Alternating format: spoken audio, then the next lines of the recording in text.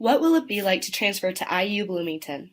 Many of the skills you have developed at your previous school will be useful in your transition, but transferring to a new university requires you to learn about a new campus and its culture.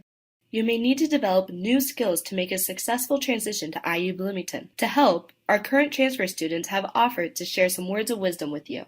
IU Bloomington has amazing resources, including talented faculty, student recreational services, and technology. There are also numerous student services available. On a campus this large, however, you will need to put some effort into finding out about them. Begin by asking your academic and career advisors about how to connect with them.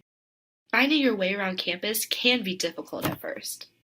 Ask someone for help, and you may make a friend or study buddy.